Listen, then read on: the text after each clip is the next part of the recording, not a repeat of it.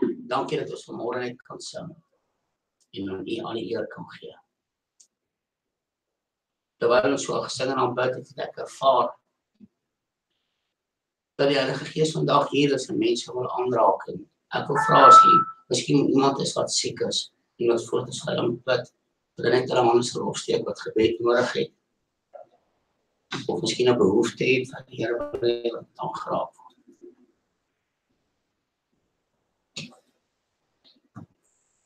Dankie. Dankie.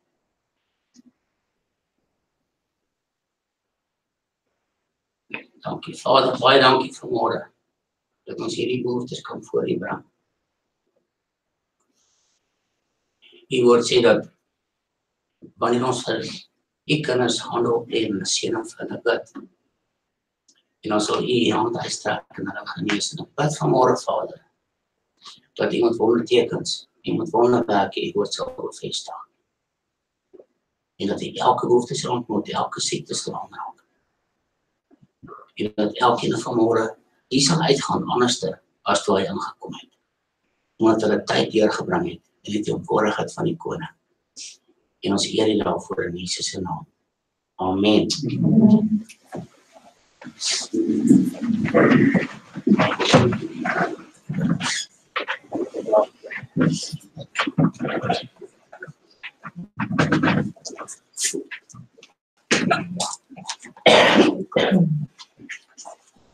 Die van die wat die Bybels saamgebring het, saam met my blaai en skrif, lees ons vanoggend is uit Galasiërs 5 vers 22.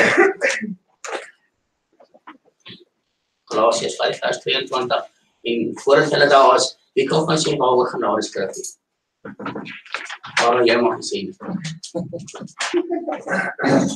Elke keer wat jy mag sê. Die vrug van die Gees, dis reg, ja. En ons het vandag ons viering wat ons hou, ons dankofferdiens, ons dankseggensdiens vir die jaar. En vandag se tema is juist die vrugte, die insameling van die vrugte, oes wat gebeur hierdie tyd van die jaar in Israel.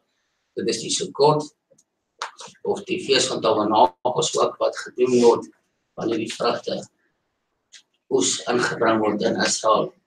En terwyl ek voorberei het vir die week, en daaroor gebid het, vra ek vir Marie, ek wonder waar ons die Here wil hê waar ons moet praat, en sy sê vir my, die vrug van die Gees.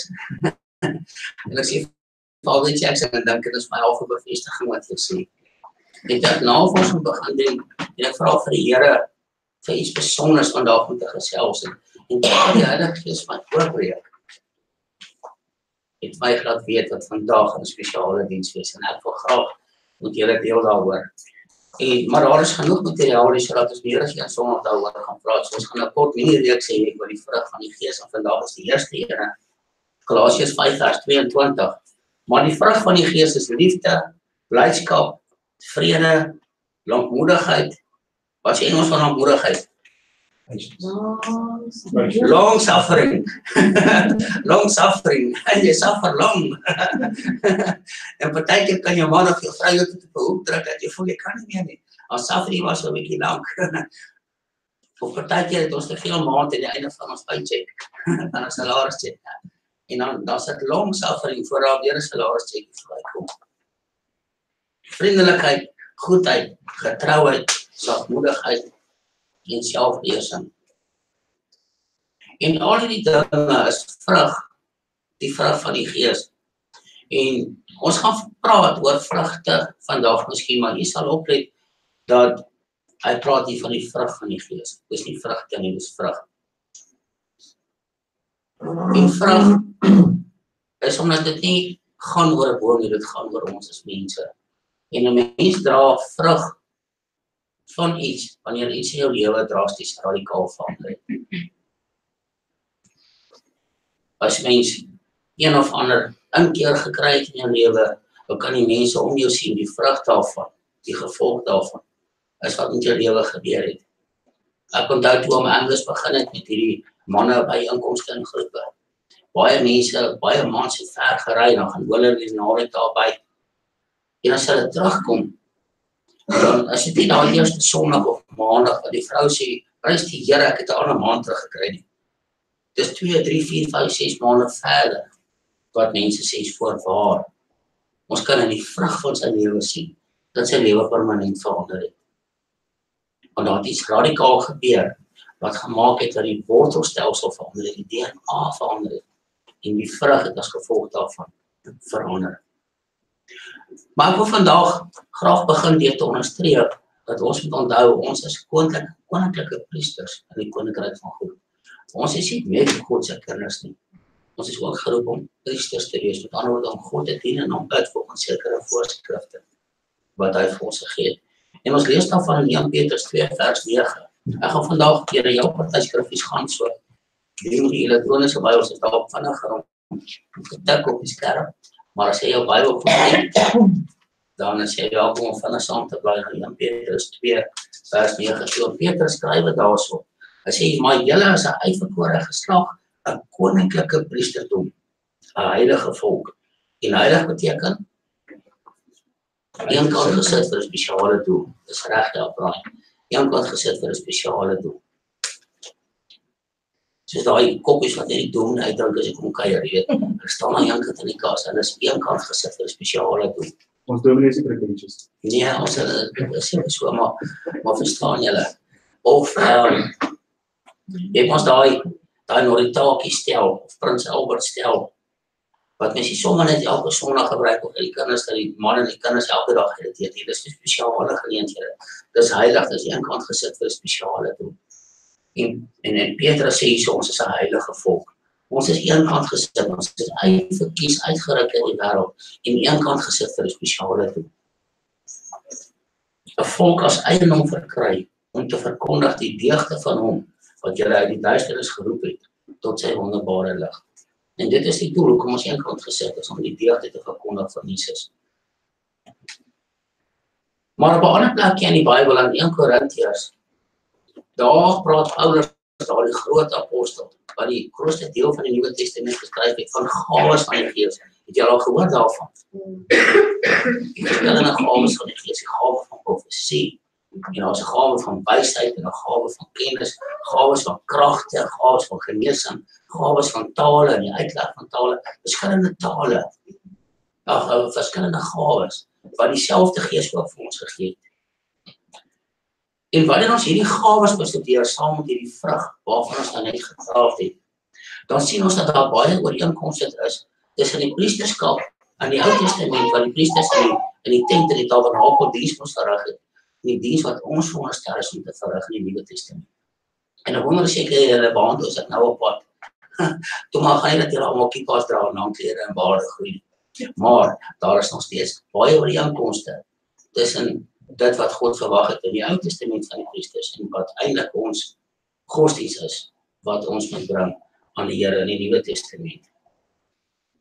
Dit is byvoorbeeld baie interessant om daarop te let, dat die hoofpriester se kleed in die Ou Testament, se soom, was omring gewees met klokkies en klein granate. Ja, granate en die granaat wat mens hier. So, jy sal sien aan elke kant, was daar 'n klokkie en 'n granaat, en 'n klokkie en 'n granaat. En Mario se oulik gewees het vandag se tema gemaak. Jy sal sien oral daar is 'n goue klokkies en granate wat sy gesit het. So sy het vreeslik mooi uitstalling gemaak. Ook daarvan. En daar's 'n rede voor in Eksodus 28 vers 33. Leer ons van daardie rede. Eksodus 28 vers 33.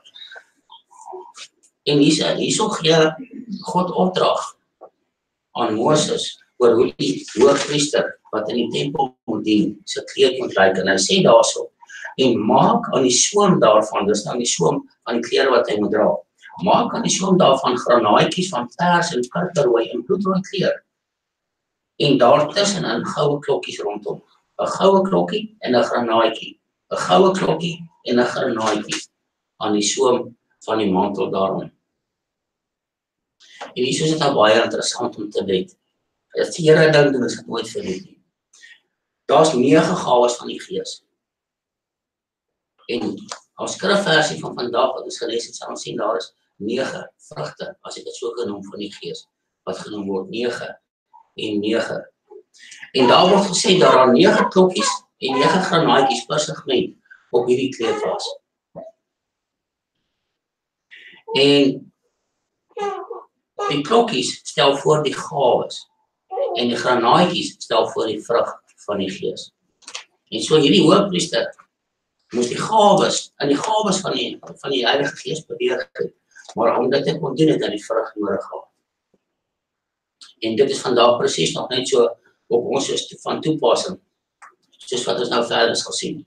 Nou net soos die klokkies en die granate saam moet funksioneer, so moet die gawes van die Gees, die woord van profesie, die woord van wysheid, die oplê van die hande vir mense bid om gesond te word, al die verskillende gawes, die tale en die uitleg daarvan, dit moet funksioneer hand in hand in die vrug van die Gees. Anderste, as dit nie gebeur nie, dan sit ons met die situasie wat Paulus beskryf in 1 Korintiërs 13. Wie van julle onthou waaroor handel 1 Korintiërs 13?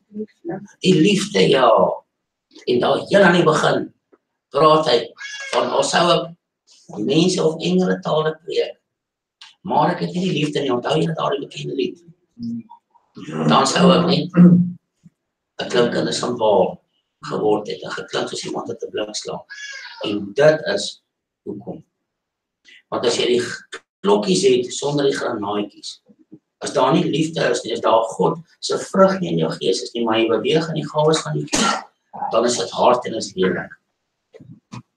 Die vrug van die Gees het ons nodig, sodat die gawes van die Gees mooi kan oorkom na die mense om ons.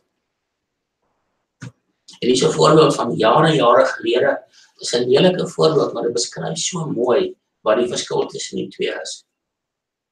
Dit word vertel van hierdie persoon wat beweeg het in die gawe van profesie en van woorde van kennis en wysheid. En eendag in die gemeente kom daar 'n besoeker aan. En deur die gawe wat in hom werk, sien hierdie man, daardie persoon sukkel met 'n sonde in sy lewe. En hy staan op voor die gemeente en hy sê, die Here het my gewys waarom jy sukkel sies. En hy ontbloot hierdie persoon voor die hele gemeente. Was daar granaatjies by gewees. Daardie persoon kan ek julle nou verseker het, hy het die diens uitgestap en hy het nie 'n ontmoeting met God gehad. Die gawe van die Gees het beweeg. Maar die bedoeling was nooit gewees om daardie man weg te trek van die koninkryk. Die bedoeling was gewees om deur die vrug daardie man met bande van liefde in die koninkryk in te trek. Om na te trek en sê, broer, ek glo die Here wys my jy sukkel met 'n ding in jou lewe. Hoe kan ons jou help? Hoe kan ons jou bystaan? En so sien ons dat almal van ons begeer graag om die om die spotlight in ons te hê, om die gawes van die Gees te bedien. Elkeen van ons wil ook graag die hande kan oplê of iemand kan sê, Talita kumi, en 'n dooie dogtertjie staan op. Almal van ons wil kan sê, 'n persoon in 'n rolstoel, kom vat my hand, en hy staan op en sy enkels word sterk. Maar ek glo dat die boodskap van die Here vandag is meer, voordat ons die klokkies lei, kom ons kyk eers waar is die granaatjies. Kom ons kyk eers of die vrug van die Gees in ons lewe is, voordat ons begeer en vertrou te word in die gawes van die Gees. En God het beplan dat die gawes van die Gees deurspek moet wees, afgewikkel moet wees in die granaatjies, met die vrug wat in ons lewe is. En ek het 'n baie mooi vergelyking gelees daarvan. Die onderliggende verskil tussen die gawes van die Gees en die vrug van die Gees is soos die verskil tussen 'n kersboom en 'n vrugteboom.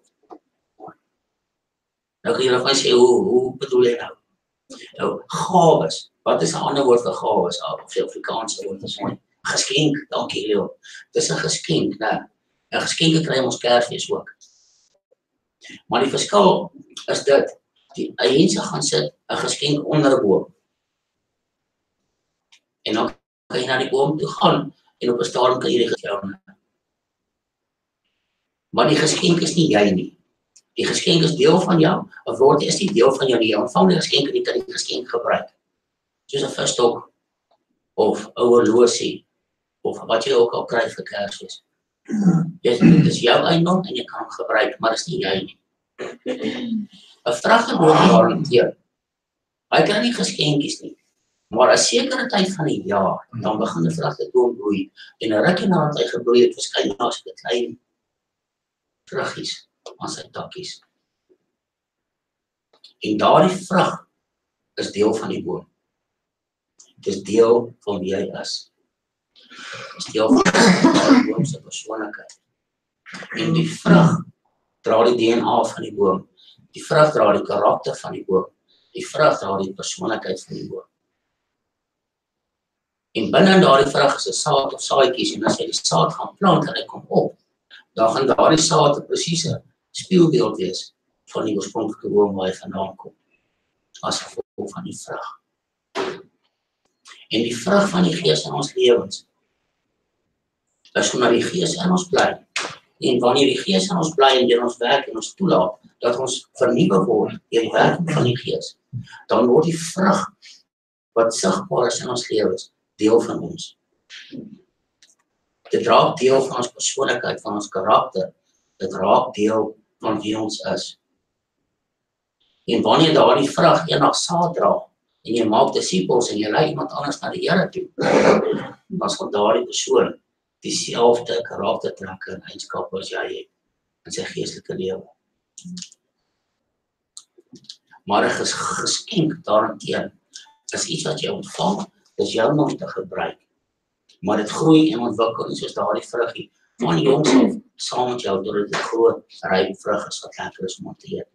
'n Geskenk is van die begin af gereed om te gebruik, maar dis nie jy nie, dis nie deel van jou nie. Jy kry dit net om vir 'n spesifieke doel te gebruik. Sien jy die verskil tussen die twee? Geskenk effektief te kan gebruik, het ons nodig om die vrug te laat ontwikkel tot volwassenheid in ons lewe. Byvoorbeeld, een van ons kan miskien 'n ryk oom het of iemand het ons gaan bederf en jy kry 'n ligte vliegtuigie verniet. Maar jy het nog nooit in daardie ligte vliegtuigie gevlieg nie. Dis jou vliegtuigie, maar dis nie deel van jou nie. Jy gaan eers na 'n vliegskool toe moet gaan en vrug moet ontwikkel, behendigheid en vaardighede moet ontwikkel, voordat jy daardie vliegtuigie kan gebruik op die optimale en veilige manier soos wat hy veronderstel is om te gebruik. Ja, dis jou vliegtuig. Jy kan aan hom klim en jy kan, as jy weet hoe kan jy die sleutel draai, jy kan hom aanskakel en jy kan probeer vlieg. Hulle sê die vlieg is maklik as jy land van die moeilikheid is. So jy kan vlieg en jy kan probeer land, dis jy, maar as jou vliegtuig is jou eiendom.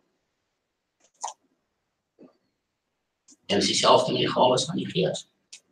Die Here het dit vir jou gegee. Jy kan dit gebruik as jou eiendom.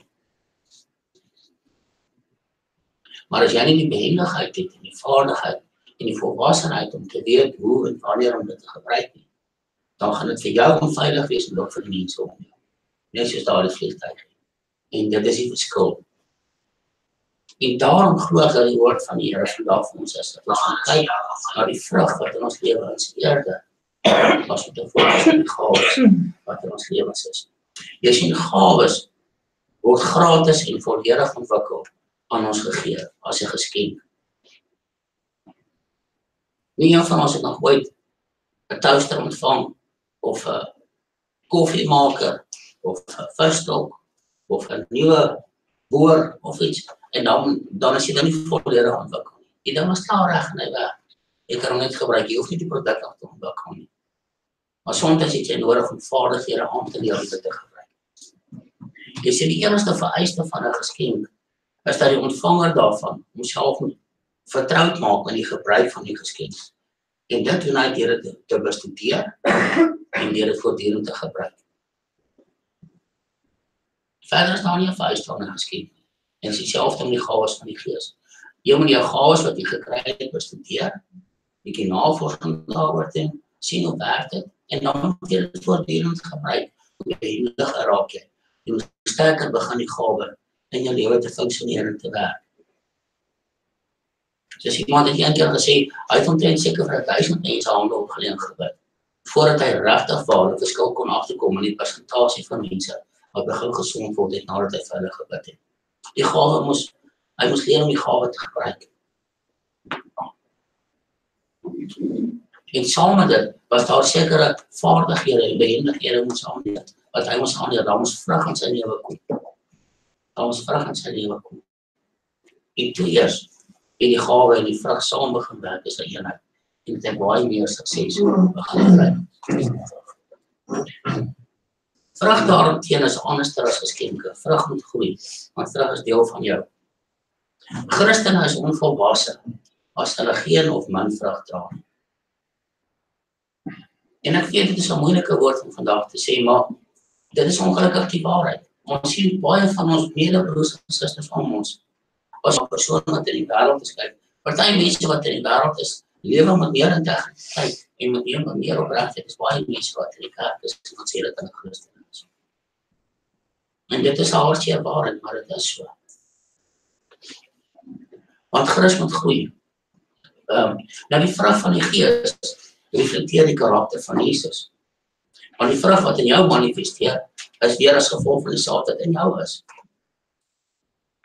En wanneer ons toelaat dat daardie vrug groei in ons lewens, dan gaan dit begin manifesteer wat die DNA van daardie vrug is. En dit is Jesus, die oorsprong. Dan begin sy karakter trek in jou lewe te wys, sy liefde, sy empatie, sy omgee. En wanneer dit gebeur, dan verstaan ons wanneer die oomblik gekom het om 'n sekere gawe op 'n sekere tyd, op 'n sekere manier te gebruik. En dan begin dit te werk, soos 'n simfonieorkes. En dan wanneer die vrug van die Gees in die kerke gesien word, wanneer dit gesien word in die liggaam van Christus, dan sien die wêreld om ons maar dit werk. En dan trek dit hulle aan, soos motte na 'n kersvlam toe aangetrek word.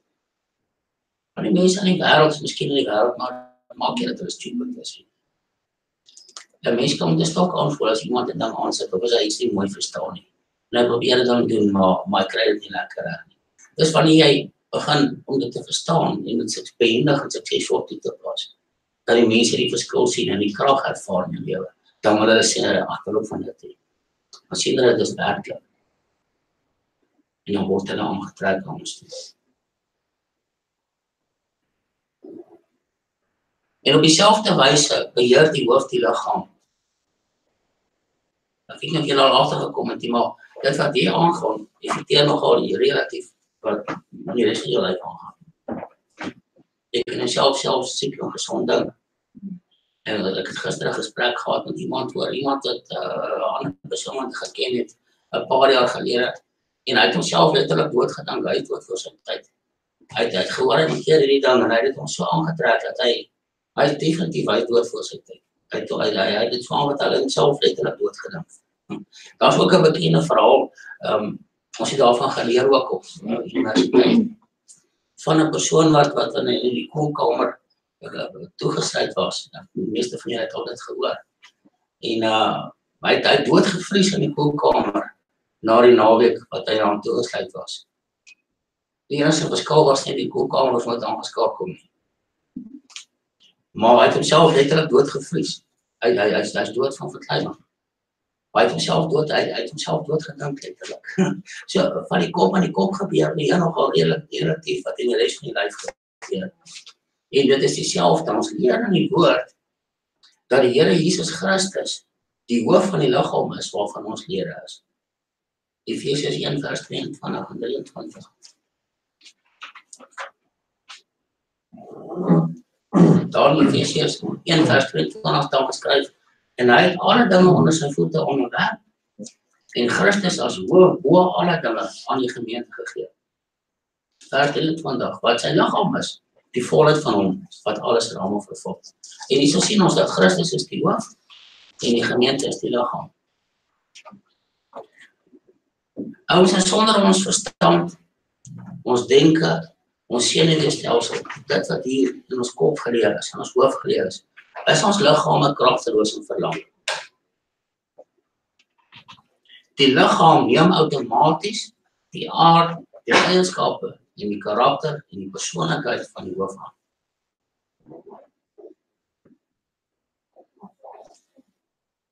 Byvoorbeeld, as jou hoof met haat gevul is, dan gaan jou liggaam aksies uitvoer wat ook met haat gevul is. Net so, as jou hoof met Christus se liefde gevul is, sal jou liggaam ook liefde voor het dinge word doen. Dit sal van self gebeur. Want die liggaam, die om die karaktertrekke, die eienskappe en die persoonlikhede van die hoof aan, outomaties. Maar hier is die ding, die wet van Genesis, toe God die heelal gemaak het hy gesê, elke ding moet vrugte dra na sy soort. Dit is die wet van Genesis. Daarom dra perskers, en nie moerbye nie. En jy kan 'n perskepit maar hier in Suid-Afrika saamvat en jy kan hom aanplant in Kanada. As hy daar opkom, gaan hy nog steeds nie moerbye dra nie. Hy kan nog steeds perskers dra. Want elke ding dra vrugte na sy soort. Daarom, as ons uit God gebore is, dan sal ons God se geaardheid hê. En daarom het ons met ons wedergeboorte die vermoë ontvang om die vrug van die Gees voort te bring. Onthou nou, ons is nie bome wat geprogrammeer is, soos 'n trein wat besproke is. Anderstens, as bome het ons 'n vrye wil. Maar, toe ons wedergebore is, het ons die vermoë ontvang om die vrug van die Gees in ons lewens voort te bring. En ons eie hoofde beheer ook ons eie liggame. Daarom sal dit, waarop ons gedagtes meestal fokus, 'n direkte invloed hê op dit wat ons meestal doen. Ek sê dit weer, ons eie hoofde beheer ook ons eie liggame. Daarom sal dit, waarop ons gedagtes die meeste fokus, direkte invloed hê op dit wat ons die meeste doen. Is die computer science nie, die Bible science, Genesis 1. En Paulus het verstaan, toe hy vir die Romeine geskryf het. In Romeine 8 vers 5 sê hy, want dit wat vleeslik is, bedink vleeslike dinge, maar dit wat geestelik is, geestelike dinge. Baie bekende skrif. Maar partykeer lees ons dit en ons verstaan nie wat ons lees nie. Dit is nodig dat vir ons ook gebruik word. Ons het die granaatjie en die klokkie saam nodig. Ons kan nie die klokkie hê sonder die granaatjie nie. En om die granaatjie in ons lewe te laat voortbring, het ons nodig om te leer om geestelike dinge te bedink, sodat die vleeslike dinge nie meer vrug in ons lewe begin kry nie. En hier moet ons kennis van die broers en susters. Dit wat vleeslik is, staan in vyandskap met dit wat geestelik is.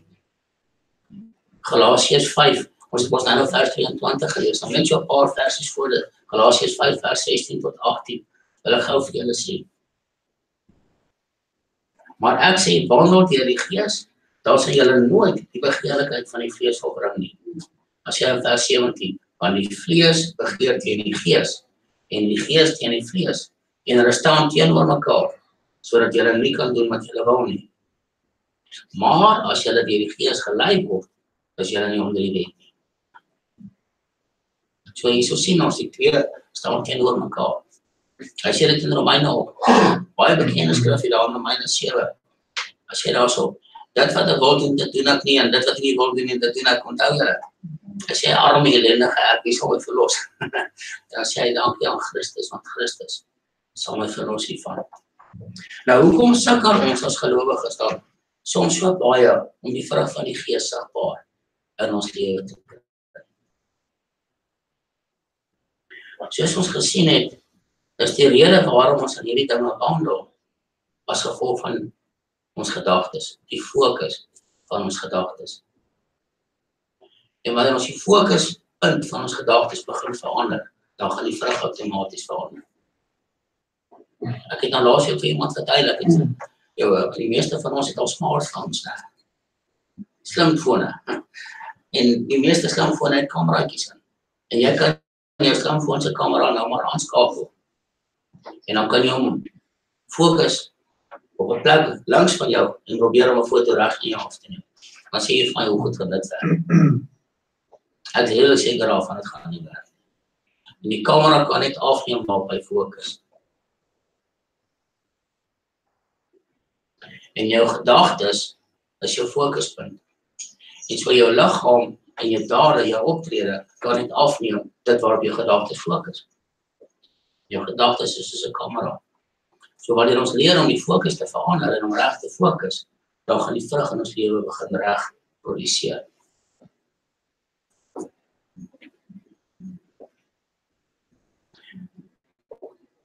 Nou sê jy vir my, ja, pastor, maar verander dan nie woord. Ek probeer regtig hard, maar ek sal kom met hierdie ding in my lewe.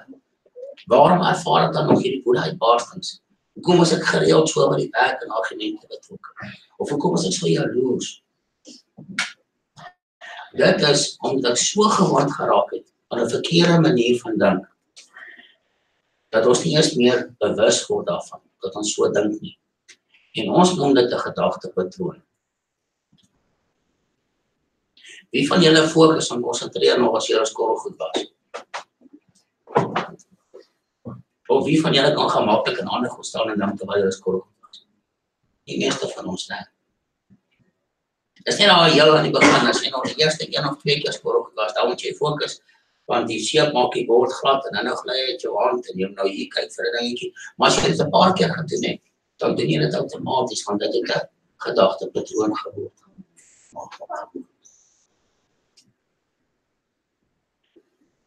Nou kan ek jou byvoorbeeld vra, wie van julle het almal met motors gery kerk toe vanmôre? So 'n paar het geloop het. Maar die meeste het al gery met motors. As ek nou vir jou vra, op pad hiernatoe, hoeveel keer het jy rate verwissel? En hoeveel keer het jy die speeltjie gekyk? Wie sal vir my kan sê? Want jy fokus nie daarop nie. Dis 'n reflex. Dis 'n gedagtepatroon. Dit het 'n outomatiese gedagte geword. Jy dink nie meer daaroor, jy fokus nie meer daaroor. En dit is dieselfde wanneer ons verkeerde gedagtepatrone aangeleer het. Dit is nou eers maar so gewoon aan, jy kom nie meer agter dat jy verkeerd dink. En so jy sukkel met hierdie ding. Want die waarheid van die fisika is nie verby nie. Dit waarop die kamera fokus, gaan die kamera afneem. En ons gaan eers met daadwerklik identifiseer waar is die fokusprobleem, die fokus skuif, en dan gaan die kamera iets anders afneem. En ek kan nou maar vir jou sê, ek kan nou my slimfoon vat en ek kan daar vir Anja en vir Chris probeer afneem, maar ek hou my foto daarso weer nog op Jelly gerig. Ek kan bid soveel as wat ek wil, ek kan vas soveel as ek wil, ek kan beraders gaan sien soveel as wat ek wil, nee. Hierdie kamera gaan nie vir Anja en vir Chris afneem. Hy gaan nog steeds vir Jelly en vir Leon afneem. Daar sal daadwerklike verandering moet kom, sodat die fokus van die kamera skuif voordat hy gaan afneem. En dis dieselfde met ons gedagtepatrone. Ons gaan moet identifiseer waarop fokus ons die meeste. En dan moet ons fokus begin skuif. Want die vrug van ons mond en ons dade se oorsprong lê op 'n baie spesifieke plek en die skrif gee gelukkig vir ons 'n oplossing daarvoor. Die Here het mooi gedink voordat hy die Bybel saamgestel het.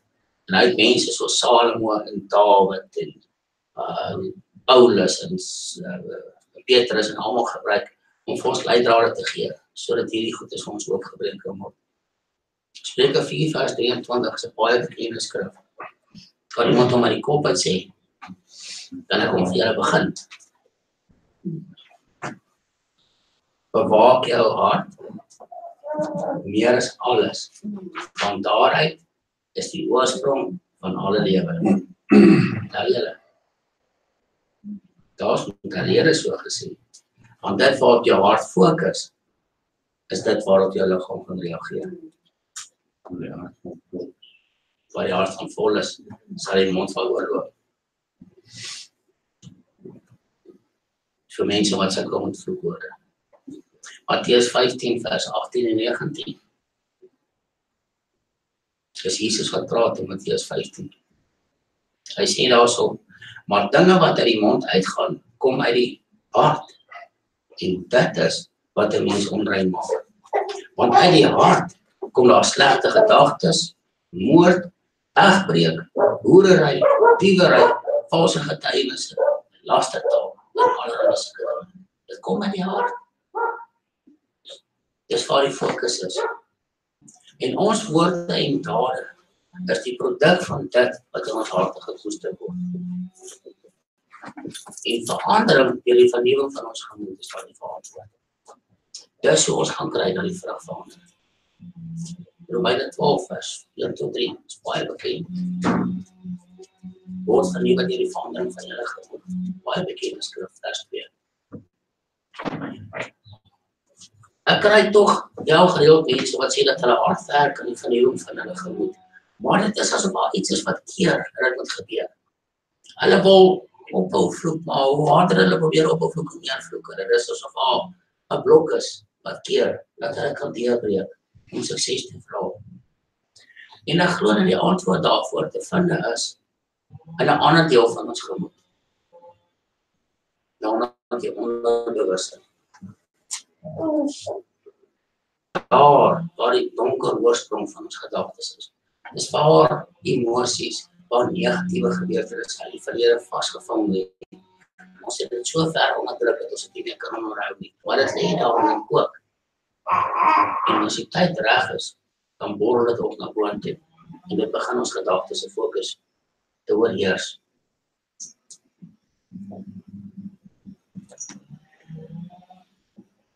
As jy onderbewussyn goed is, gaan die gedagtes goed wees. As die gedagtes goed is, gaan die res van die boom ook goed wees. Want die res van die boom neem die karakter, die aard, persoonlikheid en die eienskappe van die kern daarvan.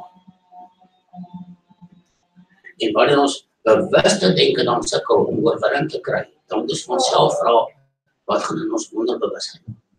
Wat is daar in ons onderbewussyn? Wat is die wortel van hierdie ding?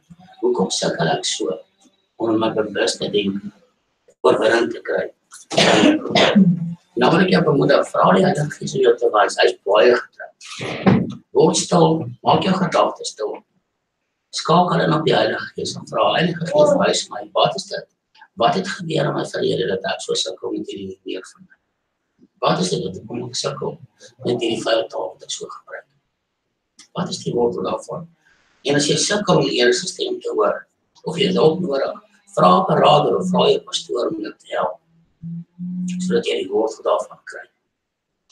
En daarna, as die oorsaak gevind is en aangespreek is, dan sal jy vind dat jou gedagtes maklik verander.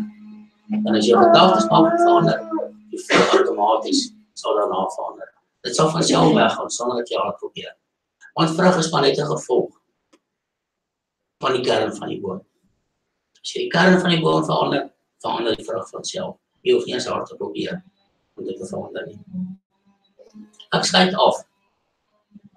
Vrug is gewoonlik die eindresultaat van maande se voorbereiding en arbeid en versigtige sorg. Ek lag nou so lekker om 'n stilligheid as ek weer met ons kom ploeg bietjie. Net so voor die diens, vertel hy hier buite dat hulle 'n paar jaar gelede by 'n huis aangetrek het. En daar's 'n klomp roosboom stokkies wat in die grond gestaan het. En sy vrou sê vir hom, haal die stokkies uit. Hy sê, man, gee my net 'n kans. En as dit na 6 weke, as ek nog 'n lewe aan die stokkies het, dan sal ek hulle vir jou uithaal. Maar as jy daai stokkies is so droog, as jy hulle so vat, dan breek hulle soms swaar. En hy begin presies dit te doen wat ek hier sê. Hy begin met maande se voorbereiding en arbeid en versigtige versorging. En 6 weke later, toe dra daardie stokkies wat so dood was, die mooiste rose. Maar die gevolg was gewees, versigtige versorging, voorbereiding van die grond. Hy sê hy het moeite gedoen om die grond te verander, 'n spesiale kunsmis ingery, ander grond daar aangesit. Die bome nat gegooi, versorg. Dis dieselfde. Ons kan nie dink dat ons sommer net die vrug van die Gees gaan dra, want ons nou vanmôre mooi preek gehoor en nou gaan alles verander nie. Jy gaan met hard werk, jy gaan met maak soos wat hy gemaak het met die roosbome. Dalk moet jy die grond 'n bietjie verander. Dalk is die grond bietjie onvrugbaar. Daar's dalk hardheid in jou hart. En dan sit maande se voorbereiding en sorg totdat jy uiteindelik sien, daar begin vrugte kom.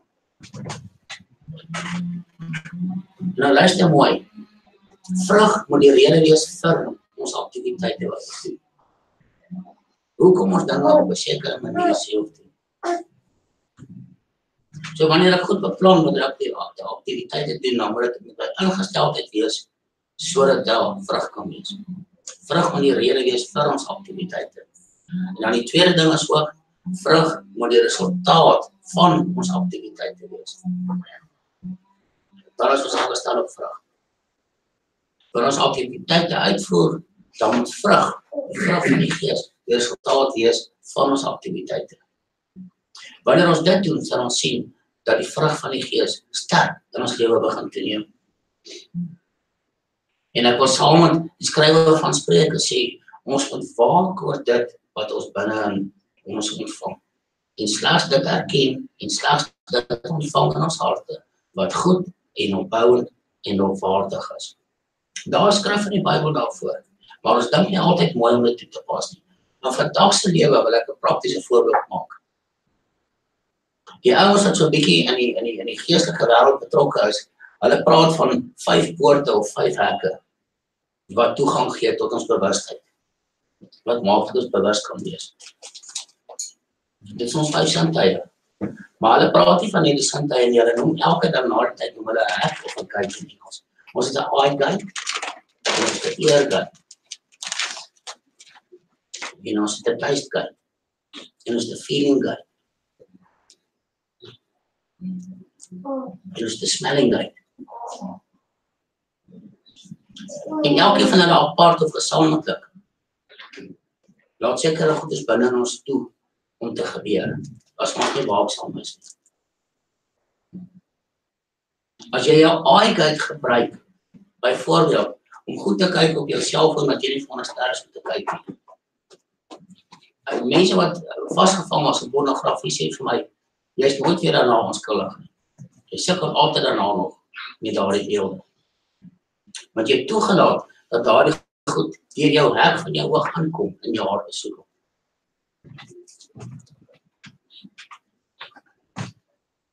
Net so, sal die meeste van ons wat hier kan sit, as jy as 'n sekere man sy aftershave ruik of 'n vrou 'n sekere tipe parfuum het, dit kan 20, 30 jaar later wees en jy ruik dit. Skielik bring dit jou terug na 'n sekere oomblik in die verlede toe. Onmiddellik. En as daar nog stoutigheid by betrokke was, soveel meer. Dan maak dit goed in jou wakker wat jy veronderstel is om wakker te maak. Want jou hekke het jy nie mooi opgepas. Jy het ontvang in jou hart wat jy nie veronderstel was om te ontvang nie. Die meeste van ons sukkel met minderwaardigheid en met verwerping. En die rede is want jy het ontvang in jou hart wat jy nie veronderstel was om te ontvang nie. En die oomblik jy het ontvang het in jou hart, het dit deel van jou kern geword, van jou DNA. En dan begin het vrug voort te bring in jou lewe. So ons moet versagtig wees as kinders van die Here, wat ons toelaat, wat ons ontvang, om nou by ons hart te kom. Ek weet dat vandag se skole is die fokus 'n bietjie ander, maar vroeër jare van ons ouer geslag, baie van ons onderwysers het vir jou gesê, hulle bedoeling was om jou aan te moedig, dat jy moet goed doen in die skool en sê, maar jy is stupid idioot, jy sal nooit niks in jou lewe bereik. En hulle bedoeling was gewees om jou te bemoedig as jy moet harder werk en om te kan wys maar jy kan iets bereik. Maar baie mense het daardie woord ontvang en dit deel gemaak van hulle lewens, sodat hulle groot geword het en moet iets bereik. Want hulle toegelaat dat dit in hulle hart kom sit. En dan begin jou gedagtes daarop fokus en jou liggaam begin daarop reageer. En miskien sukkel jy met gedagtes of met slegte gewoontes. En dan wil ek jou vandag bemoedig. Onthou dat vrug die resultaat van maande se harde werk is. Begin vandag deur te erken dat jy 'n probleem het. Oorwin dit jou voorbereiding, met ander woorde gaan soek die wortel daarvan. En werk hard daaraan en versorg jou vrug besigtig. En binnekort sal jy sien dat jy nie meer sukkel met die verkeerde vrug nie, maar in die plek daarvan dat die vrug van die Gees in jou lewe begin dra. Kom ons maak ons woord.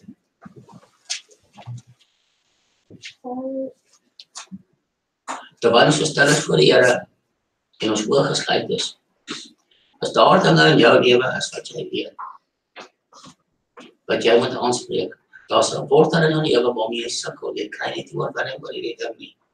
En jy wil so graag die vrug van die Gees in daardie area sien. Dan wil ek graag vanmôre saam met jou bid. Ek vra dat jy dit vinnig jou hand sal opsteek. Baie dankie.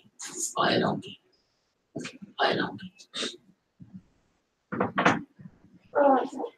Vader, jy het vanmôre elke hand gesien wat opgesteek is. En jy ken elke behoefte. Jy weet waar daardie versteekte vrug is. En ek ervaar ook hier is mense wat skaam was om hulle hande op te steek. Jy ken ook daar waar daardie verkeerde vrug is. En ek wil vanmôre my hande uitstrek in Jesus se naam. En vir die kinders bid en vra, Here, kom doen 'n wonderwerk in hulle lewens. Wys hulle waar die wortel is van daardie verkeerde vrug. En help hulle, sodat hulle dit kan oorwin, dat hulle daardie verkeerde ding, daardie fokus in hulle hart kan verander, dat dit geword is, en dat daar oorwinning in hulle lewe kan kom, sodat die vrug van die Gees ook daar sigbaar kan wees. In Jesus se kosbare naam. Amen.